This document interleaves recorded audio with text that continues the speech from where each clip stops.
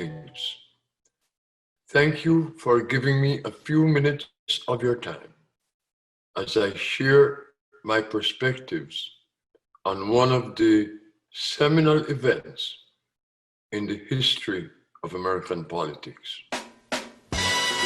Jamaican and Caribbean immigrants across the United States exploded in excitement at the announcement by the presumptive Democratic Party presidential candidate, former Vice President Joe Biden, that he had chosen Senator Kamala Harris, the daughter of immigrant parents, to be his running mate. Television screens showed what those of us who have followed her career already knew.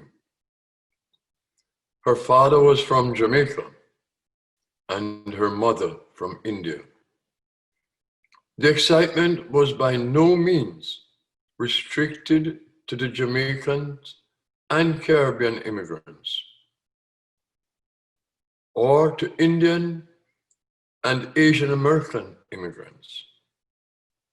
Millions of women and men of all races across the United States, in particular Black women and women of color,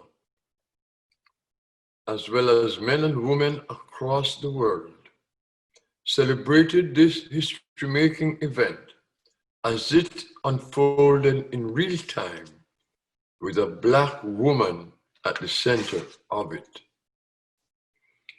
Television screens lit up with videos and photos of Senator Kamala Harris.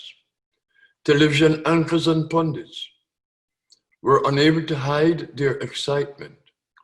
Senator Harris, if elected on November 3rd, will be the first woman vice president of the United States. She'll be a heartbeat away from the presidency and well positioned to become the first woman president of the United States of America. But let me not get too far into the future. As you can see, however, my own exuberance and expectations for the future is unabashedly and undeniably optimistic. I recall the overwhelming outpouring of joyful emotions when Senator Barack Obama was elected November 2008 as the first Black president of the United States, the most powerful nation on earth. And so I ask, will we witness a similar experience on 3rd November 2020? I remember tears flowed from the eyes of people of every color as hundreds of millions of people around the world celebrated a new dawn in the most powerful nation on earth, and I dare say, in the history of mankind. Hope and expectations for a better world ascended to new heights. As for me, sitting in a hotel room in Abuja, Nigeria, when Obama's victory was declared, I wrote in my blog, Caribbean Diaspora Connect, an article entitled, "The World Stood Still." I reflected on what had occurred and what it could mean for the future. In reality, although full of confidence in President Obama and Vice President Biden to deliver on their promises for America and the world, I wrote that many of the expectations could not be met. I wrote then that President Obama would need a friendly Congress to support his initiatives. President Biden and Vice President Harris will also need a Congress which put America's interests and the people of America ahead of narrow political interests. Lest we forget, although we have lots of questions in recent years about its strength, America is a democracy, not an autocracy or dictatorship. A hostile Congress for 6 of Obama's 8 years as president did whatever it could to stymie his policies and programs. However, in spite of the race haters and obstructionists, particularly Republican legislators and right-wing extremists, by the end of his second term, President Obama left America and the world far better off than when he came into office. A Biden-Harris administration will have the daunting task of rebuilding the foundations of American democracy, helping Americans in putting their lives back together, economically and socially, and ensuring the future of the next generation.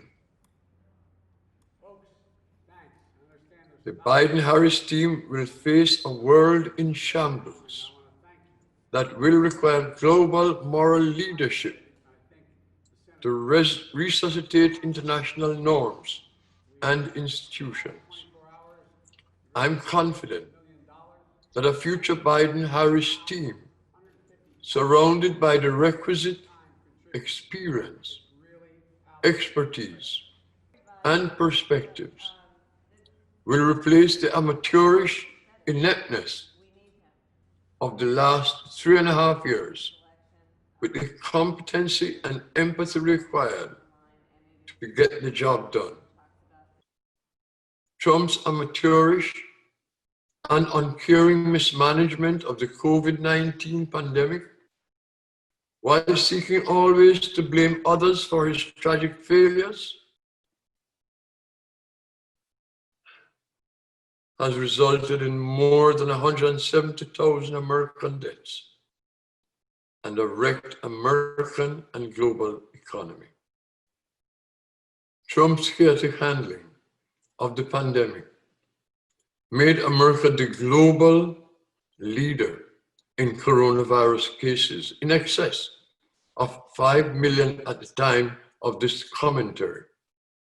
The US economy is devastated, with millions of Americans losing their jobs, hundreds of thousands of businesses suffering significant economic losses, and tens of thousands of businesses permanently shuttered. The global community is on the verge of exploding into conflicts and instability of epic proportions. Proliferation of weapons of mass destruction threatens world peace, and the global threat of terrorism is on the rise in Africa, the Middle East, and Asia. Trump's chaotic and incoherent and bellicose geopolitical policies have moved the situation in Venezuela to the brink of military conflict. His deliberate reversal of Obama's Cuban policy has returned that peaceful nation in the Caribbean to that of an imaginary enemy of the United States. Reversal of Obama's Iran policy has turned the Middle East into a cauldron of conflicts and potential conflicts. The lives of the people of West and East Africa are under increasing threats from widespread terrorism, exacerbated by the coronavirus pandemic. and persistent poverty and underdevelopment. This is the America and the global community President Biden and Vice President Harris will inherit when they take office on January 20, 2021. The task ahead for the Biden-Harris team will be even more daunting than that which President Obama faced when he took office on January 20, 2009.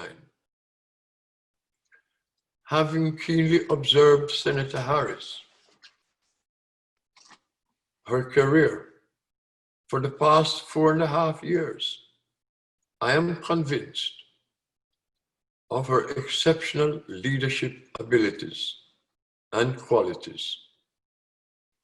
She is beyond doubt well qualified to assume the office of Vice President of the United States and to be a significant partner to President Biden. She's resilient, she's intelligent, she's bold, she's a leader, she's a woman of empathy and a woman of integrity, and she is tough. Her gender is an asset, not a handicap. Her roots in the immigrant community are assets, as is her heritage. Now, it's up to us who want to see positive changes at home and abroad to make this a reality.